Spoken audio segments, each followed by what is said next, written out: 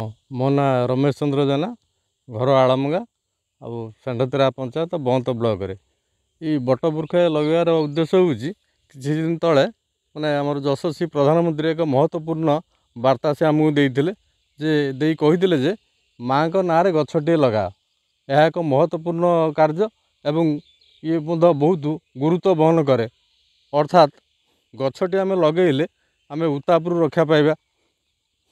ତାପରେ ଆମେ ଯେଉଁ ବାୟୁ ପ୍ରଦୂଷଣ ହେଉଛି ସେଥିରୁ ମଧ୍ୟ ଆମେ ରକ୍ଷା ପାଇବା।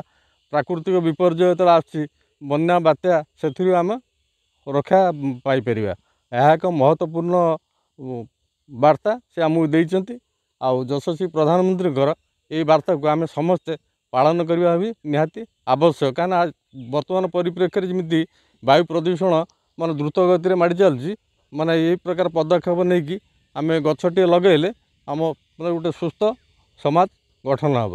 ଆଉ ଏହି ପରିପ୍ରେକ୍ଷୀରେ ମୁଁ ଆପଣଙ୍କ ନ୍ୟୁଜ୍ ଚ୍ୟାନେଲ୍ ମାଧ୍ୟମରେ ମାନେ ସମସ୍ତ ମାନେ ଓଡ଼ିଶାବାସୀଙ୍କୁ ତଥା ସବୁ ପ୍ରଶାସନିକ ଅଧିକାରୀ ହୁଅନ୍ତୁ ବା ରାଜନୈତିକ ଦଳର ନେତା ହୁଅନ୍ତୁ ବା ମାନେ ସେବକ ସଂଗଠନ ହୁଅନ୍ତୁ, ମାନେ ଯେତେ ଅର୍ଗାନାଇଜେସନ୍ ଅଛି ସମସ୍ତଙ୍କୁ ମୁଁ ଅପିଲ୍ କରିବି, ନିବେଦନ କରିବି, ଯଶସ୍ୱୀ ପ୍ରଧାନମନ୍ତ୍ରୀଙ୍କର ଏତେ କାର୍ଯ୍ୟ ବ୍ୟସ୍ତତା ଭିତରେ ସେ ଯେଉଁ ଆମ ପାଇଁ ଯେଉଁ ଚିନ୍ତା କରୁଛନ୍ତି, ଏଇଟା ତାଙ୍କ ପାଇଁ ସେ କହୁନାହାନ୍ତି, ଏଇଟା ଆମ ପାଇଁ କହୁଛନ୍ତି, ଆମ ସମାଜ ପାଇଁ କହୁଛନ୍ତି। ଆମେ ଯଦି ଗଛଟିଏ ଲଗାଇବା, ଆମ ମାଆଙ୍କ ନାଁରେ ଗଛଟିଏ ଲଗାଇବା, ନିଶ୍ଚିତ ଆମେ ମାନେ ଗୋଟେ ସୁସ୍ଥ ବାତାବରଣ ପାଇପାରିବା ଏବଂ ଆମେ ନିଶ୍ଚିତ ଆମେ ସୁସ୍ଥ ଆଉ ନିରୋଗ ରହିବା।